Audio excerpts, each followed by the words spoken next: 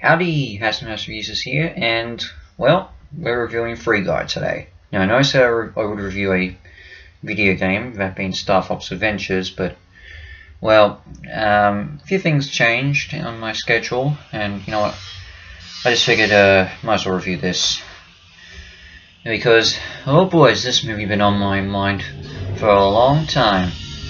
But to be honest, even though I don't remember where I first heard about this film, but I do remember when I first firmly started to get interested in this, and it was after a specific event, which we will get to.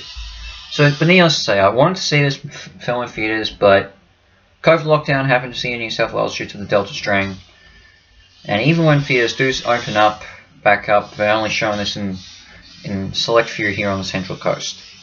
And now they've stopped. So I had to once again, but thankfully it got released on Disney Plus, so I just went with that. So what do I think? Well, honestly, I had a fun time watching this. It's probably one of the craziest, insane films I've seen, but you know what? It just works. So what is the premise? Ryan Reynolds plays Guy, an NPC in a online shooter game similar to Grand Theft Auto. He's basically content living in his life, but eventually after he encounters the woman of his dreams, he starts to break free and start to act a bit like the players of this universe. This catches his and while everyone else is trying to do what they do in the game and just shoot everyone and kill people, be basically what you all go through in Grand Theft Auto Online. Guy decides to level up by being the good guy, and in order to win the heart of his player love. What he doesn't know is that this player is actually the original creator of the video game. Well, the entire build and programming. And her and her former colleague are trying to expose the truth that their game was stolen by the person in charge of the corporation, played by Taika Waititi. So, as soon as she realizes the guy has developed an artificial intelligence that is similar to the game she originally tried to produce, she tries to get Guy to find the files containing the original game before they become lost forever. So basically it is Tron, and once you get to the basic premise, like the moment you hear about the game being stolen, if you've seen Tron, you know what's going to happen with the story going forward. But with that said, it is unique to see a modern day equivalent to Tron. And I guess you could say maybe you get something like Ready Player One, but in this case it's operated a bit differently. And you know what? It just takes you on an experience. Oh my gosh. There were a lot of great pop culture references in this, and video game references, and social media, and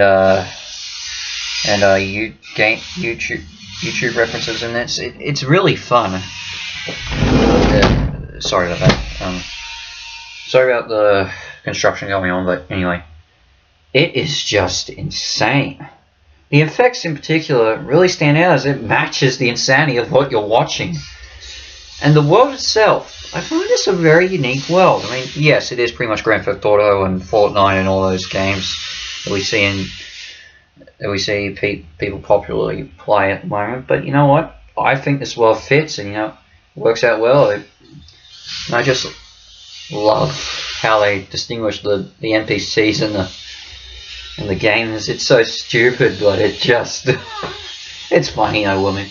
The performances stand out. So I think Reynolds, I don't think this film would have worked with anyone but Ryan Reynolds. He just fits so well in this. It's strange.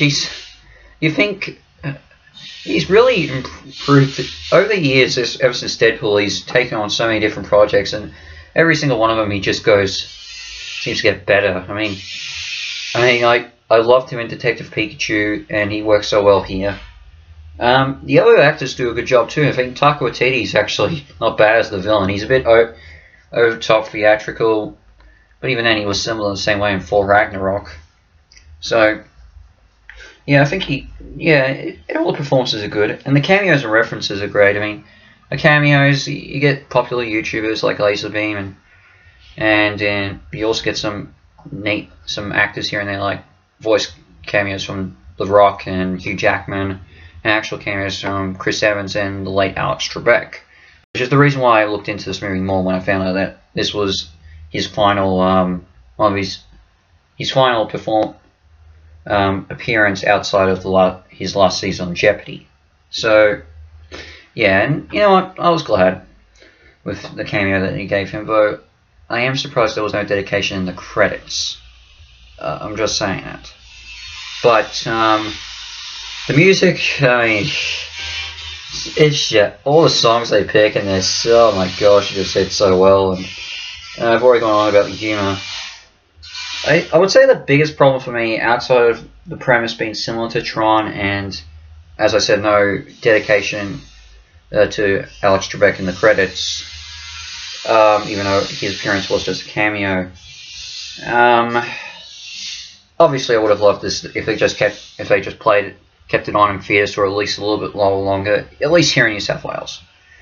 As I said, the lockdown pretty much cost us to see us in theaters. I mean, we only have, I don't know where else in Australia you can see this in theaters, but if you can see it in theaters, go watch it, because it's absolutely great. So I had a fun time with this. I'm going to give this an 8.5 out of 10 has stars. I thought it was really strong, loved every moment of it, and I'm glad I finally got a chance to see this film. It was on my back burner, I'm glad I saw it. So, what's next? Well, that will be Star Fox Adventures, I promise you that. But, in the meantime, HasMouse is out, and I'll see you later for my next review. Ciao.